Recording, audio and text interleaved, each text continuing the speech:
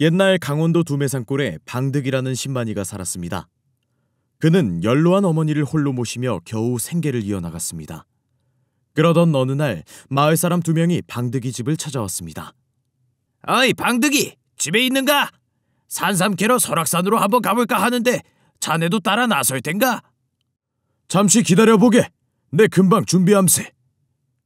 방득이는 어머니 점심상을 차려놓고 서둘러 친구들을 따라 나섰습니다. 하루가 지나고 이틀이 지나도 산삼은커녕 그 흔한 버섯도 따지 못했습니다. 그런데 이때 한 사람이 아찔한 절벽을 가리키며 소리쳤습니다. 어서들 이리 와보게! 저기 전종삼이 아닌가? 깎아지른 듯한 절벽 아래에 100년도 넘어 보이는 산삼들이 줄지어 나 있었습니다. 마을 사람들은 눈이 휘둥그레진 채 말했습니다. 이제 고생 끝이구만! 우린 부자나 다름없네! 그들은 뜻밖의 횡재에 어쩔 줄을 몰라 했습니다. 그러나 산삼을 캐서 부자가 될 거라는 기쁨은 그리 오래가지 않았습니다. 워낙 깊은 산중인지라 낭떠러지 아래에 있는 산삼을 어떻게 캐낼 방법이 없었기 때문입니다. 이를 어쩐다. 이거 정말 그림의 떡이 따로 없구먼. 그러던 중 한 사람이 나서며 말했습니다. 내게 좋은 방법이 있으니 걱정 말게. 우선 집까지를 여러 줄로 엮어보세나. 그리고 한 사람이 내려갔다 오면 어떻겠나? 그러자 다른 사람이 말했습니다. 그거 좋은 생각이구먼. 그런데 누가 내려갔다 온단 말인가? 내려가다 줄이라도 끊어지는 날엔... 그러자 방득이가 나서며 말했습니다. 걱정하지 말게. 내가 내려갔다 옴세. 우리 중에 몸이 제일 가볍고 10만이 생활도 내가 제일 오래 하지 않았나? 방득이가 칡줄을 몸에 감은 후 절벽 아래로 천천히 내려가자 100년도 넘어 보이는 산삼들이 줄줄이 나 있는 게 아니겠습니까? 그는 산이 떠나갈 정도로 외쳤습니다. 신봤다! 신봤다! 내 생전 이렇게 크고 좋은 산삼들은 처음이구먼. 방득이는 우선 산삼 8뿌리를 조심스럽게 캐내 망태기에 담은 후 줄을 묶어 위로 올려보냈습니다. 그런데 이때 하필이면 위에 있던 한 사람이 발을 잘못 디뎌 큰 돌 하나가 방득이의 머리로 떨어졌습니다. 머리에서는 피가 철철 흘렀고 방득이는 순간 기절하고 말았습니다. 위에 있는 2 사람은 이내 소리쳤습니다. 이보게! 방득이! 방득이! 괜찮은가? 아래서는 아무런 대답이 없었습니다. 그들은 방득이가 걱정스럽기도 했지만 한편으로 망태기에 담긴 산삼을 보자 금세 욕심이 들기 시작했습니다. 이보게, 어차피 방득이는 죽은 듯 싶으니 우리끼리 이 산삼을 나눠 가지는 게 어떤가? 8뿌리니 둘이서 4뿌리씩 가지면 딱이겠구먼. 아니 그래도 방득이가 살아있을 수도 있지 않은가? 그런 말 말게. 방득이는 이미 죽었네. 그리고 천종삼 8뿌리면 앞으로 자네나 나나 가족들 굶기지 않고 평생 잘 살 수 있단 말이세. 옆 사람은 뭔가 찝찝했지만 방득이가 죽었다고 여기며 산길을 내려갔습니다. 얼마간의 시간이 흐른 후 절벽에 매달린 방득이가 이내 정신을 차렸습니다. 이보게! 거기 아무도 없는가? 제발 나 좀 끌어올려주게!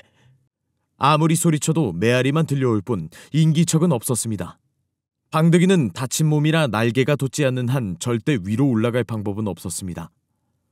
어쩔 수 없이 방득이는 작은 산삼뿌리를 캐내 겨우 목숨을 연명했습니다. 그렇게 며칠이 지난 어느 날이었습니다. 절벽 위에서 쿵쿵거리는 소리가 났습니다.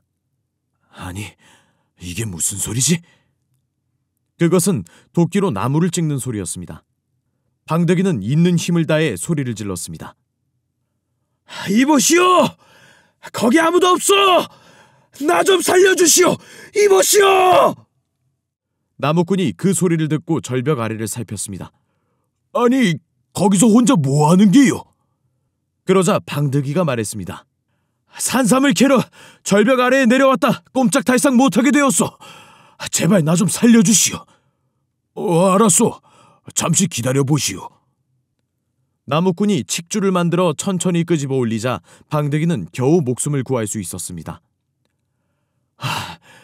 고맙소. 댁이 아니었다면 낭떠러지 아래 갇혀 꼼짝없이 죽고 말았을 것이오. 그런데 감사 인사가 끝나기도 전에 나무꾼은 방득이가 가지고 올라온 귀한 산삼을 보자 이를 들고 냅다 도망치기 시작했습니다. 거참 미안하게 되었소이다.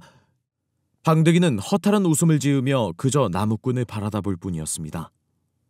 방득이는 다친 몸을 이끌고 겨우겨우 산길을 내려왔습니다. 그런데 이때 나무 아래에 누군가 누워 자고 있는 것이 아니겠습니까? 멀리서 바라보니 자신과 함께 온 마을 사람들이었습니다. 자네들 거기서 여태 뭐하고 있는가? 아무리 불러도 대답이 없자 가까이 다가가 보니 두 사람 모두 몸에 칼자국이 난 채 죽어 있는 것이었습니다. 그리고 그들 옆에는 자신이 캤던 산삼 8뿌리가 망태기째 그대로 놓여 있었습니다. 아하, 결국 서로 욕심을 부리다 일이 되고 말았군. 방득이는 산에서 내려와 두 사람 집에 차례차례 들러 그들의 죽음을 알렸습니다. 그 미안하오. 남편은 그만 산삼을 캐다 절벽 아래로 떨어지고 말았소. 캐낸 산삼은 똑같이 나누기로 했으나 내 어찌 차마 그걸 가져가겠소. 자, 받으시오. 그러고는 산삼을 양가에 고루 나눠주고 자신은 빈손으로 집으로 향했습니다. 오늘 이야기의 핵심은 이렇습니다. 돈을 버는 것은 인의 도덕에 기초하지 않으면 결국 영원할 수 없습니다.